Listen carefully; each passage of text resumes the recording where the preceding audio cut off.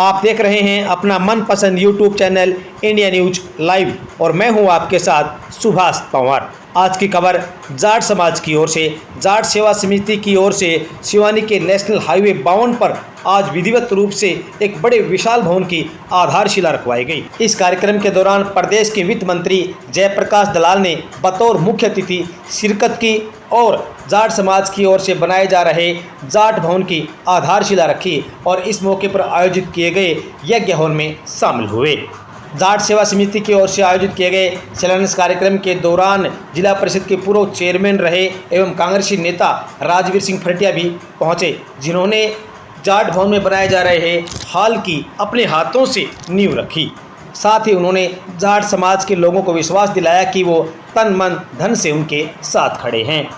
जाट सेवा समिति के इस आधारशिला कार्यक्रम में पहुंचे प्रदेश के वित्त मंत्री जयप्रकाश दलाल का तथा कांग्रेस नेता राजवीर सिंह फरटिया का समिति की ओर से जोरदार स्वागत किया गया।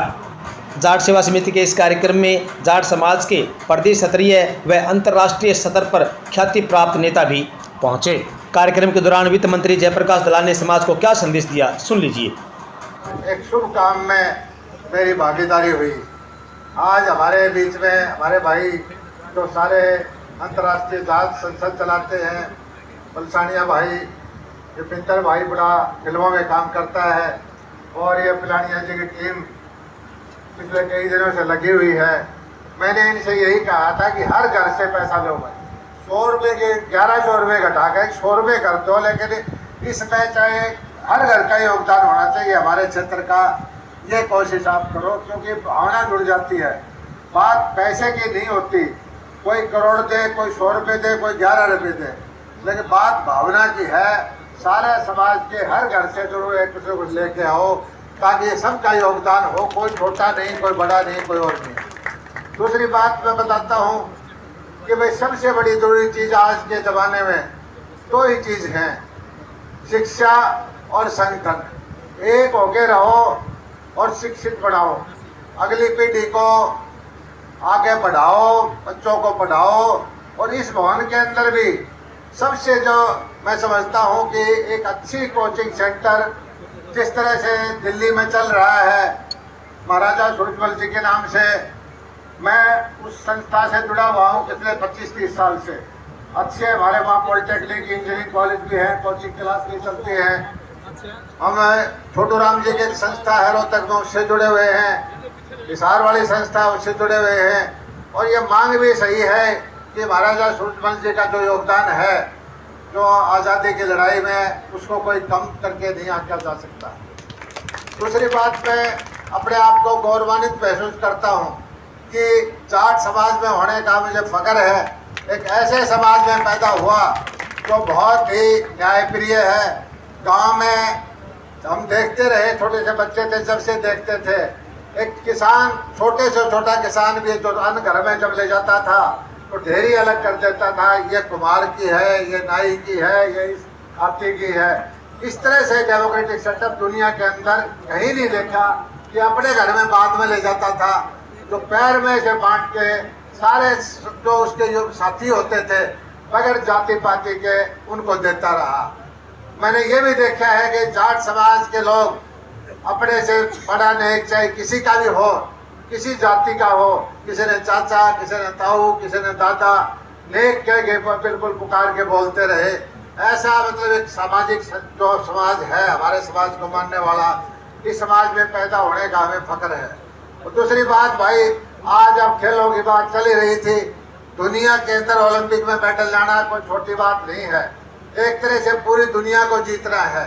और हमारी बिरादरी के बच्चे, बेटियां, कल भी मैं गया था बरोड़ गांव में, अमन 21 साल का लड़का जिसके माँ बाप की डेथ होगी और उसके चाचा ताऊ ने पाल के 21 साल की उम्र में जो इसमें ओलंपिक में मेडल लेके आया। तो ये बच्चे जो हैं बहुत ही, मैं इनको कहता हूँ मुबारकबाद देता हूँ।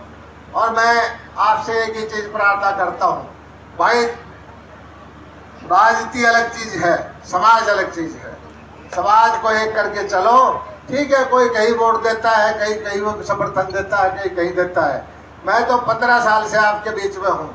आप एक चीज़ को मानोगे कि कभी भी किसी भी गांव में अगर आप कोई आदमी समाज का मुझे कह देख भाई राजनीति की वजह से मैंने किसी के साथ भेदभाव किया हो, राजनीतिक पार्टीबाजी की वजह से किसी से भेदभाव किया हो, तो सारा समाज मुझे दंड देने का अधिकारी है। वोट की बात अपनी मर्जी की है, लेकिन सबको मिल करके जब एक बार आदमी चुना जाता है वो सभी का हो जाता है, वो अपने क्षेत्र का हो जाता है। और मेरे से जो बना मैंने इस इलाके की कोशिश करी है आगे बढ़ाने की। और खुशी की बात यह है जिस इलाके की कोई सुध नहीं लेता था, आज हरियाणा की राजनीति उस इलाके से शुरू होती है। ये मेरे लिए उपलब्धि है एक ही लाइन की। आज लोहारू के चर्चा के बगैर हरियाणा की राजनीति नहीं होती। मैं तो इतना ही चीज कहना चाहता हूँ, क्या किया क्या नहीं किया वो सब आपके सामने है। मैं तो एक चीज कहता हूँ भाई, जहाँ भी अपना आदमी आगे बढ़ता हो उसको आगे बढ़ाओ। जो ये नहीं कहता कि दूसरों को रोको, लेकिन जो एक स्टेज क्रॉस कर चुका है उसका साथ देना चाहिए। जो आगे बढ़ सकता है, समाज को रास्ता दिखा सकता है, उसका साथ देना चाहिए। यही मैं आपसे प्रार्थना है। दूसरी बात योगदान की, भाई समाज के साथ हूँ या कमेटी जो लिख के दे देगी मैं उसको खोलूंगा नहीं, मेरा योगदान वही होगा। आज तो करके हुई है, मैं भगवान का दिया हुआ निर्माण है।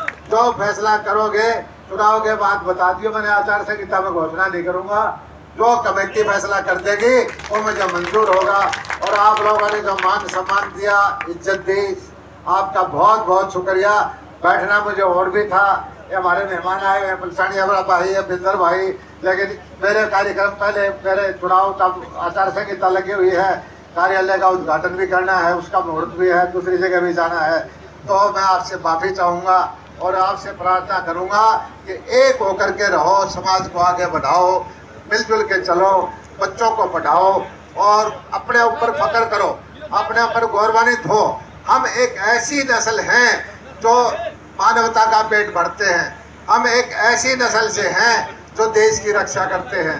हम जो है लोकतंत्र में विश्वास करते हैं। हम दबंग हैं, हम डरते नहीं हैं, हम न्यायप्रिय हैं। और इसी वजह से अगर कोई हमारे से नाराज होता हो तो होता रहो भाई। मैं तो इतनी बात कहता हूँ। आपने मुझे मौका दिया, आपका बहुत बहुत धन्यवाद, बहुत बहुत शुक्रिया।